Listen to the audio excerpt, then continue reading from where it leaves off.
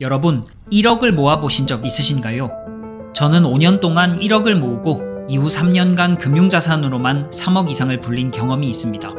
오늘은 1억을 모으는 과정과 방법, 그리고 1억 이후로 자산이 급격히 불어나는 이유를 공유드리겠습니다. 구독과 좋아요 부탁드리며 바로 시작하겠습니다.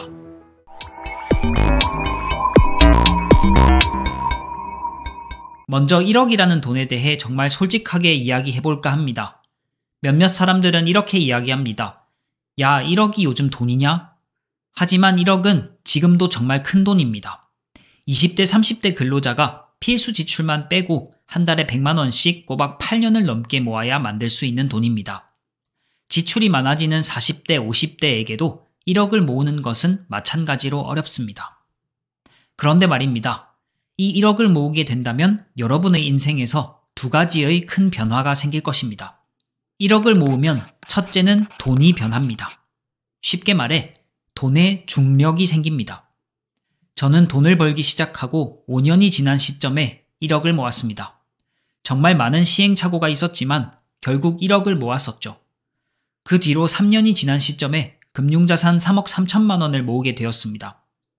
단순하게 계산해보면 3년에 2억 3천만 원, 한 달에 638만 원이라는 돈을 모았던 것입니다. 어떻게 이게 가능한 걸까요? 바로 저 1억과 같이 일했기 때문입니다. 이 1억은 22년부터 제 시드머니가 되어 슈드와 엑슨모빌, 알트리아와 같은 배당주에 투자되었고 연평균 5%의 배당을 가져오며 23년에는 연간 500만 원 이상의 배당 수익을 창출하게 되었습니다. 그리고 이 500만 원은 다시 배당주에 재투자되어 새끼를 낳게 됩니다. 그 결과 24년에는 1000만 원이란 배당 수익을 만들어내었습니다.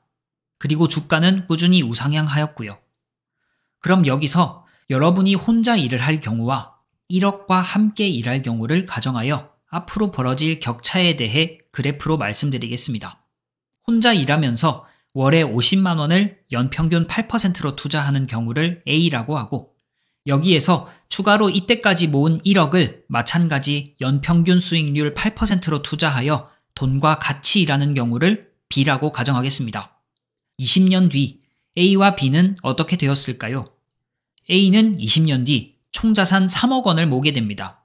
적립식 투자와 복리로 꽤나 큰 성과를 만들었습니다. 하지만 B는 어떨까요? B의 20년 뒤 총자산은 약 7억 5천만 원에 도달합니다. 20년 후 B의 경우 A보다 약 4억 5천만 원이라는 더 많은 자산을 보유하게 됩니다. 이는 1억과 함께 일했기 때문에 가능한 결과입니다. 이처럼 지금 1억이라는 차이는 20년 뒤 걷잡을 수 없이 커져버립니다. 여기서 저는 정말 확실한 한 가지를 깨닫게 되었습니다. 바로 1억을 모으겠다고 결심했다면 정말 최대한 빨리 모아야 합니다. 이 1억을 얼마나 빨리 모으느냐에 따라 더 긴 투자 기간에서 오는 복리 효과를 극대화할 수 있습니다. 그럼 1억을 어떻게 모으는지에 대한 말씀을 드리고자 합니다.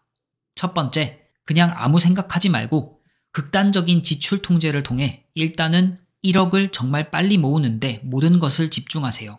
술 한 번 안 먹는다고 1억 모으는데 속도가 달라질까? 네, 달라집니다. 습관이 모여 행동이 됩니다. 먼저 투자금을 빼두고 필요한 소비만 실행하는 것이 중요합니다. 다시 한번 강조드리고 싶습니다. 선저축, 후지출입니다. 두 번째는 몸값을 상승시키는 것입니다. 저처럼 태어날 때 가진 게 하나도 없다면 일단은 내 1인 노동력을 통해 할 수 있는 최대치를 만들어 놓으십시오. 만약 여러분이 연봉을 1억까지 올릴 수 있다면 이것은 연 5%의 이율로 환산했을 때 여러분의 몸값은 20억이 됩니다. 20억이라는 우량 자산을 그냥 놀리지 마시고 일단 내가 다른 자산을 통해 연 1억을 벌어들일 때까지는 이 20억이라는 여러분의 가치를 100% 활용하셔야 합니다. 저는 처음 학교를 다니며 야간에 커피 전문점 매니저부터 일을 시작해서 지금까지 꾸준히 몸값을 상승시켜 왔습니다. 직무와 사회에서 요구하는 기준을 위해 보이지 않는 곳에서 엄청난 노력을 해왔습니다. 세 번째로 주변의 시선이나 침대로 향하는 관성을 극복하고 근로소득 외에 대리, 배달, 스마트 스토어, 당근, 부업, 쿠팡 파트너스 등 할 수 있는 모든 것을 동원해 1억을 모으는 시간을 단축시키세요. 1억을 모으면 이것들을 그만두셔도 됩니다. 이것을 그만둔다고 여러분이 다시 1억을 못 모았던 습관으로 돌아가지 않기 때문입니다. 이미 이렇게 1억을 모은 사람은 관성이 생기기 때문에 그 다음 2억, 3억, 10억을 모을 수 있는 사람으로 변해 있습니다. 마지막으로 배당 파이프라인을 구축하세요. 이것은 노동력이 들어가지 않고 여러분에게 1억으로 가는 추진력을 만들어 줄 것입니다. 1억을 모으는 기간 동안 증시는 수없는 파도를 만나겠지만 슈드와 같은 배당 ETF는 낮은 MDD로 여러분의 심리적 방어선과 꾸준한 현금 흐름을 제공할 것입니다. 이후 1억을 투자한 종목이 떨어지면 어떻게 되냐는 이야기를 많이 합니다. 하지만 증시는 우상향합니다. 주가의 단기 낙폭이 견디기 어려울 뿐입니다. 제가 하는 말이 거부감이 들고 정신 나간 소리라고 할 수 있습니다. 하지만 특정 종목이 아닌 증시는 우상향합니다. 자본주의에서 기업은 성장하고 물가는 계속 오르고 매출과 영업이익이 성장하기 때문입니다. 따라서 저와 같이 배당 성장 ETF나 배당킹, 배당귀족 위주의 포트폴리오로 종목을 분산하거나 그것도 싫으시다면 S&P 500을 추종하는 ETF와 미국채 ETF, 금 ETF를 섞어서 자산의 위험을 분산하는 포트폴리오를 구축하십시오. 예금이 가장 위험하고 증시가 가장 안전하다는 제가 매번 이야기하는 이 이상한 문장을 받아들일 때 여러분의 1억이 제대로 일할 수 있는 판이 만들어지게 됩니다. 1억을 모으면 두 번째는 사람이 변합니다. 돈이 돈을 만들어내는 복리를 눈으로 보게 되면 소비적 사고에서 자산 중심적 사고, 배당적 사고로 생각이 전환될 수밖에 없습니다. 제가 그동안 생각해보고 읽은 책들이 공통적으로 이야기하는 부분들을 말씀드려 보겠습니다. 첫 번째, 돈 그릇이 바뀐다.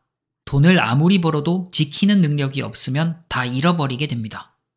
1억을 모아본 사람은 단단한 돈 그릇을 만들게 됩니다. 두 번째, 부동산이나 성장주, 배당주 등 더 큰 투자에 대한 안목이 생기고 실행력이 높아집니다. 네, 이것은 너무 공감하는 부분입니다.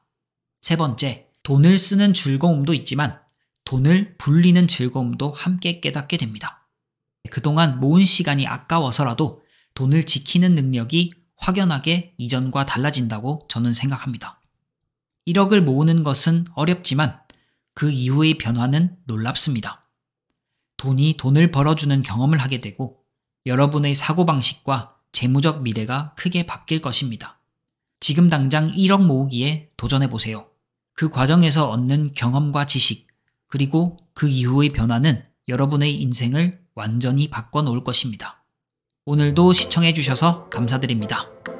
모두 배당 많이 받으세요.